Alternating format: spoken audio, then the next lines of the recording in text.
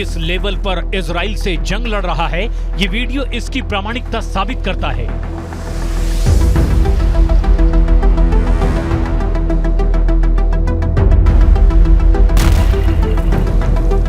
ये गाजा में Israel camp पर हमले का वीडियो है। सटीक निशाना लगाकर हमास के लड़ाके इजरायली डिफेंस फोर्स के जवानों को दफन कर रहे हैं, जिन्हें हमास के कमजोर पड़ जाने की आशंका थी। ये वीडियो उस आशंका को समाप्त कर रहा है।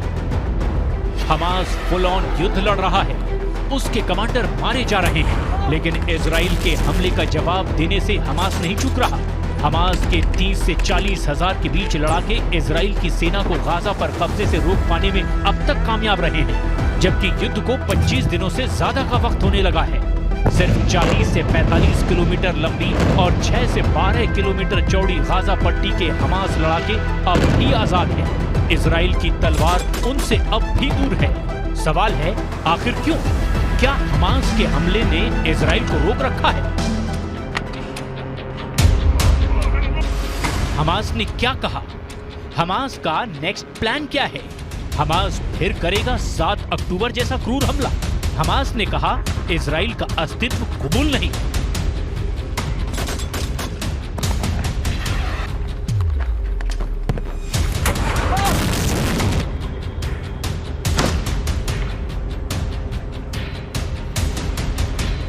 हमास का ये लेटेस्ट वर्जन है कि गाजा के जलने की उसे फिक्र नहीं, फिलिस्तीन के जल जाने की भी उसे चिंता नहीं। हमास 7 अक्टूबर की तरह मौका मिलते ही इजराइल पर हमला करेगा। गाजा की तरह इजराइल में फिर कत्ल होंगे, लाशें बिछेंगी, मासूम मारे जाएंगे। हमास ने जो कहा है वो युद्ध के बीच अमन की अपील करने वालों को तमाचा है। शांति की बात करने वाली दुनिया को हमास ने जोर का झटका दिया है। हमास ने खुद उस शांति की चिता जला दी है। हमास के प्रतिनिधि गाजी हमद ने 7 अक्टूबर जैसा भयावह हमला दोहराने की धमकी दी है। गाजी हमद ने कहा है कि इजराइल का अस्तित्व अरब और इस्लामिक देशों की सुरक्षा, सेना और राजनीति के लिए तबाही जैसा है। हमें ये कहने में कोई शर्म नहीं है। इस जंग की कीमत हमें भी चुकानी होगी और हम इसके लिए तैयार हैं। फिलिस्तीन को शहीदों का देश कहा जाता है और हमें शहीदों का बलिदान देने पर गर्व है। अपनी जमीन को पाने के लिए हम 7 अक्टूबर जैसा हमला एक बार नहीं, कई बार करेंगे। इजराइल एक ऐसा देश है जिसका फिलिस्तीन की भूमि पर कोई स्थान नहीं है। इसे नष्ट कर दिया जाना चाहिए। हमास का अतिवादी रुख फिलिस्तीनियों की समस्या कम करने वाला नहीं बल्कि बढ़ाने वाला है।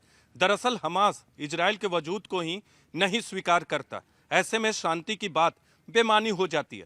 दूसरी तरफ इजराइल लगातार गाजा पर यह कहते हुए हमला कर रहा है कि उसे अपनी सुरक्षा करने का पूरा हक है, और दूसरी तरफ से हमास का यह कहना कि वो 7 अक्टूबर की तरह दूसरा बड़ा हमला भी कर सकता है। तो ऐसे में पूरे इलाके में शांति असंभव दिखती है।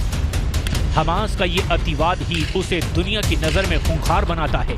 जो लोग गाजा में हमलों में मारे जा रहे मासूमों के खिलाफ आवाज उठा रहे हैं, उन्हें भी ये बात नहीं पचेगी कि इजराइल का समूल नाश हो जाए। हमास मानता है कि इजराइल को दुनिया के नक्शे से मिटा देना चाहिए, तो इजराइल को भी हक है कि वो अपने वजूद की रक्षा करे। अंजाम जो होना है वो अभी हो रहा है। पूरी गाजा पट्टी इस वक्त मौत की धधकती भट्टी में तब्दील हो गई है।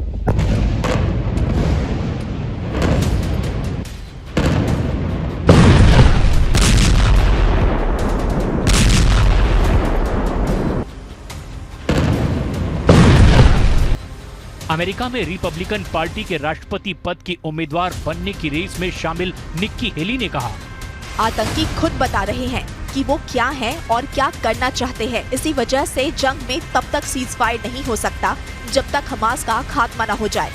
ब्रिटेन के विदेश मंत्री ने रिपोस्ट किया, जब हमास इजराइल को मिटाने में लगा हुआ है तो शांति कैसे हो सकती है? हमास के अधिकारी 7 अक्टूबर जैसा हमला दोबारा करने की बात कर रहे हैं।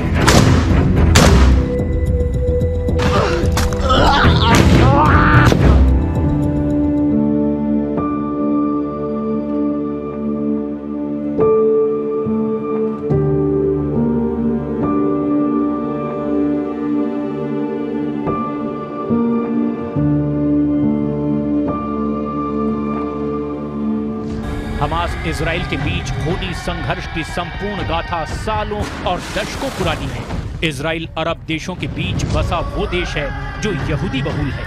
इजराइल दुनिया में यहूदियों का एकमात्र देश है, लेकिन इजराइल की स्थापना के साथ ही अब तक किसी भी अरब देश ने इजराइल को बतौर देश मान्यता नहीं दी। अरब देश हमास के साथ खुलकर खड़े हैं और इजराइल हमास को आतंकी संगठन करार देते हुए उसे मिटा देने पर तुला है। हमास खुद को इजराइल के खिलाफ अरब देशों का अलमबरदार मानता है।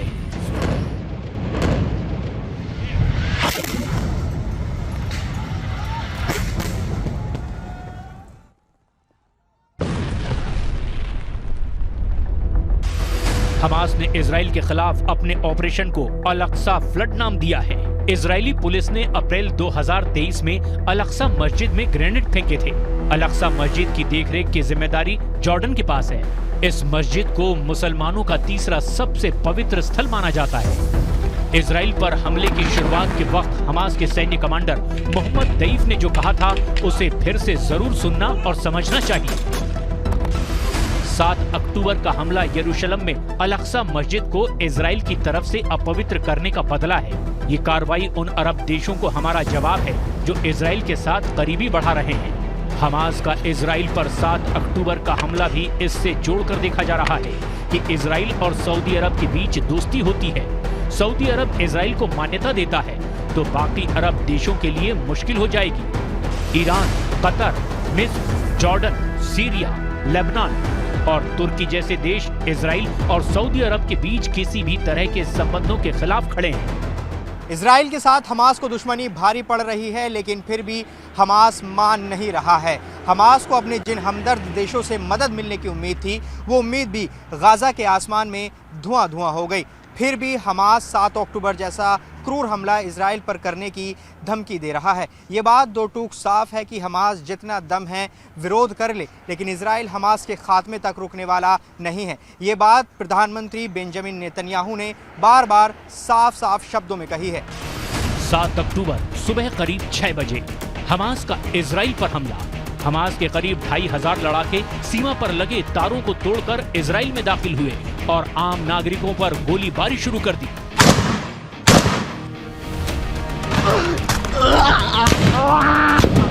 इस दौरान हमास कई इजरायलियों को बंधक बनाकर गाजा ले गए। हमास ने उस दिन इजराइल पर 5000 रॉकेट दागने का भी दावा किया था। हमले के कुछ ही देर बाद इजरायली सेना ने जवाबी कार्रवाई शुरू कर दी।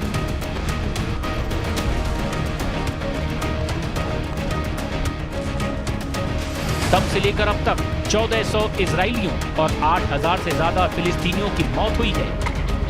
हमास के किसी भी दावे में कोई दम नहीं है जब तक अमेरिका और पश्चिमी देश इजराइल के साथ खड़े हैं। इजराइल की ताकत का असर देखिए कि वो यूएन के महासचिव से भी इस्तीफे की मांग करता है। अमेरिका इजराइल की रक्षा के लिए लाल सागर से लेकर भूमध्य सागर तक बेड़ा उतारता है। इजराइल इस वक्त किसी की भी सुनने के मूड में नहीं है। जमीनी और हवाई हमलों में हमास के कई ठिकानों को तबाह करने के साथ ही अब इजराइल ने जंग को समुद्र की ओर भी बढ़ा दिया है। हमास के खिलाफ इजराइल की ये आखिरी शपथ है कि जब तक हमास रहेगा इजराइल के अस्तित्व की चुनौती बनी रहेगी। सवाल है, अब जब हमास और इजराइल दोनों ही तरफ से बम और बारूद से नीचे कोई बात ही नहीं हो रही, तो यही तय दिख रहा है कि हमास जब तक इजराइल पर हमले करेगा उसका अंजाम युद्ध होगा। मतलब इजराइल युद्ध अभी और भीषण होगा, अभी और भयंकर होगा।